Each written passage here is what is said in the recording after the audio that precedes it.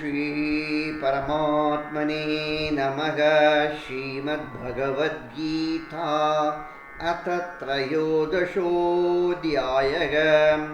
श्रीभगवानुवाच इदं शरीरं कौन्तेय क्षेत्रमित्यभिधीयते। एतद्यो वेति तं प्राहुः इति तद्विदः। क्षेत्रज्ञं चापि मां विद्धि सर्वक्षेत्रेषु भारत। क्षेत्रक्षेत्रज्ञयोः ज्ञानै यत्तज्ज्ञानं मतं मम। तत्क्षेत्रं यच्च यादृच्च यद्विकारि यतश्च यत् स च यो यत्प्रभावश्च तत्समासेन मे शृणु। ऋषिभिर्बहुधा गीतं छन्दोभिर्विविधैः पृथक्। ब्रह्मसूत्रपदैश्चैव हेतुमद्भिर्विनिश्चितैः। महाभूतान्यहङ्कारो बुद्धिरव्यक्तमेव च। इन्द्रियाणि दशैकञ्च पञ्चचेन्द्रियगोचराः। इच्छाद्वेषः सुखं दुःखं सङ्घातश्चेतना धृतिः। एतत्क्षेत्रं समासेन सविकारमुदाहृतम्। अमानित्वमदम्भित्वमहिंसा क्षान्तिरार्जवम्। आचार्योपासनं शौचं स्थैर्यमात्मविनिग्रहः। इन्द्रियार्थेषु वैराग्यमनहङ्कार एव च। जन्ममृत्युजराव्याधि दुःखदोषाणुदर्शनम्। असक्तिरनभिष्वङ्गः पुत्रदारगृहादिषु। नित्यं च समचित्तत्वमिष्टानिष्टोपपत्तिषु। मयि चानन्ययोगेन भक्तिरव्यभिचारिणी। विविक्तदेशसेवित्वमरतिर्जनसंसदि। अध्यात्मज्ञाननित्यत्वं तत्त्वज्ञानात्तदर्शनम्। एतज्ज्ञानमिति प्रोक्तमज्ञानै यदतोऽन्यथा। ज्ञेयं यत्तत् प्रवक्ष्यामि यज्ञात्वामृतमश्नुते। अनादिमत्परं ब्रह्म न सत्तन्नासदुच्यते। सर्वतः पाणिपादं तत्सर्वतोक्षिशिरोमुखम्। सर्वतः श्रुतिमल्लोके सर्वमावृत्य तिष्ठति। सर्वेन्द्रियगुणाभासं सर्वेन्द्रियविवर्जितम्। असक्तं सर्वभृच्चैव निर्गुणं गुणभोक्तृ च। बहिरन्तश्च भूतानामचरञ्चरमेव च। सूक्ष्मत्वात् तदविज्ञेयं दूरस्थं चान्तिके च तत्। अविभक्तं च भूतेषु विभक्तमिव च स्थितम्। भूतभर्तृ च तज्ज्ञेयं ग्रसिष्णुप्रभविष्णु च। ज्योतिषामपि तज्ज्योतिस्तमसः परमुच्यते। ज्ञानं ज्ञेयं ज्ञानगम्यं हृदि सर्वस्य विष्ठितम्। इति क्षेत्रं तथा ज्ञानं ज्ञेयं चोक्तं समासतः। मद्भक्त एतद्विज्ञाय मद्भावायोपपद्यते।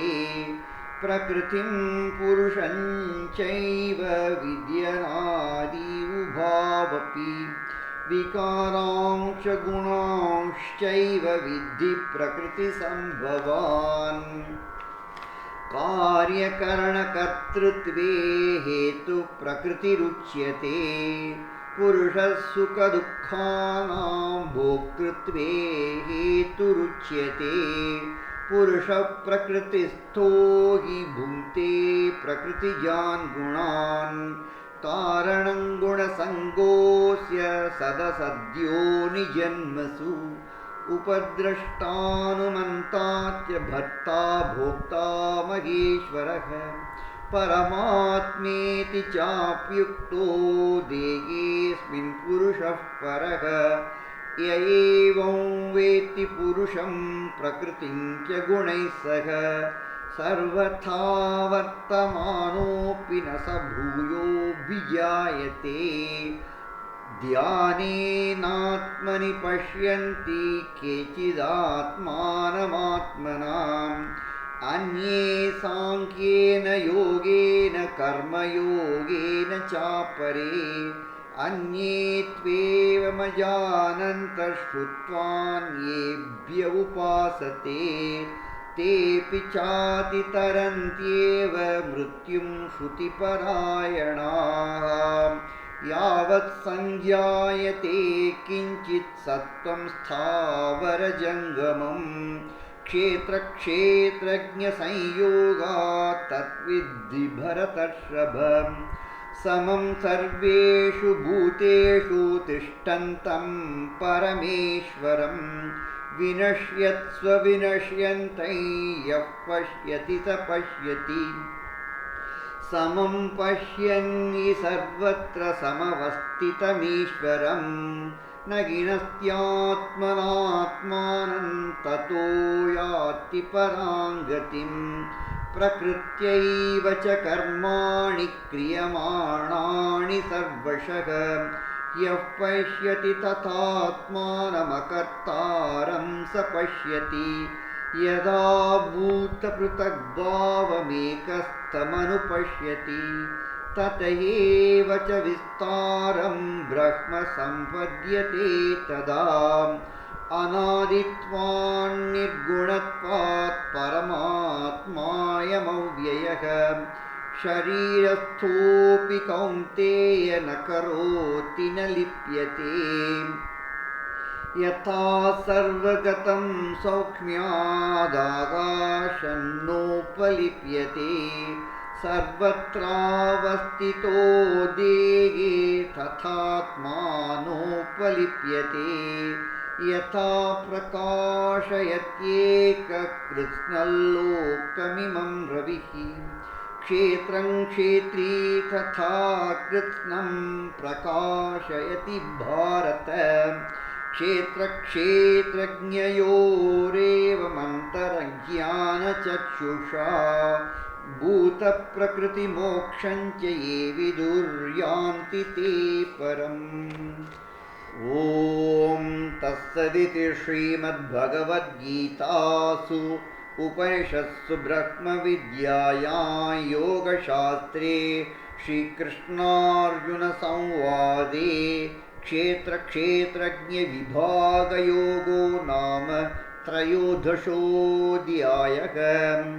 ॐ श्रीकृष्णार्पणमस्तु।